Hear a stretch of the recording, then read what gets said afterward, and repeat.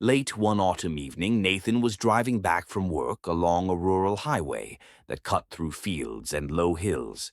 The road was almost empty, lined by skeletal trees whose bare branches looked like arms reaching into the sky. The sun had long set, and a pale crescent moon gave little light. His headlights carved tunnels through the mist that was starting to rise. He checked the radio, but every station was only static. He tried his phone, but there was no signal. The silence in the car grew heavier, so he focused on the road ahead. After several miles, he noticed something strange. A small wooden sign appeared at the side of the road. It was old, weathered, and pointed toward a side path. The text was faded, but he could just make out the word Fairview. Nathan frowned because he knew there was no town named Fairview anywhere near here. He had driven this route dozens of times and had never seen that path before. Yet the sign looked as though it had been standing for decades. Curiosity began to stir. Against his better judgment, he slowed down and turned onto the narrow lane. The path was covered with gravel that crunched under his tires. Trees closed in overhead, blocking most of the moonlight.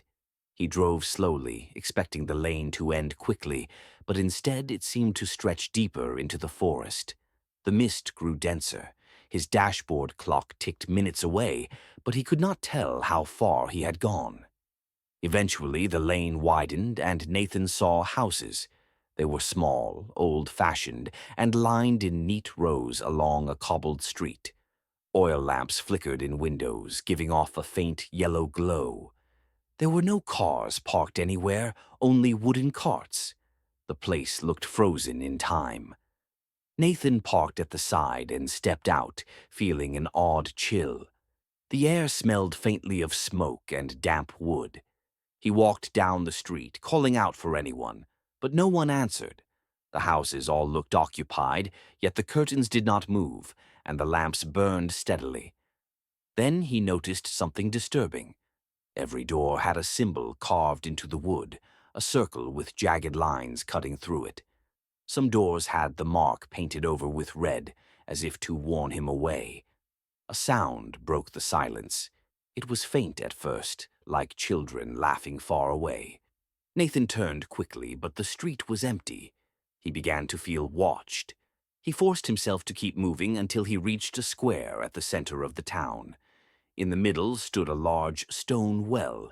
Its edge was worn smooth, and dark vines climbed up its sides. The laughter grew louder, now joined by whispers he could not understand. He leaned over the well and shined his phone flashlight down, but the beam did not reach the bottom. He felt as though something down there was breathing, waiting. Suddenly, all the lamps in the windows flickered and went out, plunging the town into darkness. Nathan's phone light trembled in his hand as the laughter turned into shrieks. He ran back toward his car, heart racing. The cobbled streets seemed longer now, stretching endlessly. The houses on either side appeared warped, their windows like eyes watching him. At last he reached his car and jumped inside. The engine sputtered before roaring to life. He sped down the lane, gravel spraying behind. When he reached the highway, he did not look back. His hands gripped the wheels so hard they hurt. Only when he was several miles away did he glance at his mirror. There was nothing behind him but empty road and fields. No sign of a path, no wooden sign pointing to Fairview. The mist was gone. Nathan pulled over, shaking, trying to calm his breathing. He checked his clock and felt a jolt of fear. Hours had passed since he had left the highway, yet it had felt like only minutes. The next day, shaken but needing to know, Nathan searched maps and old records. There had once been a small settlement named Fairview in that region, but it had burned to the ground over 100 years ago after a well collapsed, killing several children. No one had lived there since. From that night forward, Nathan never took the rural highway again. But sometimes, when he drives late at night, he swears he hears faint laughter drifting through the static on the radio, as if Fairview still waits for him to return.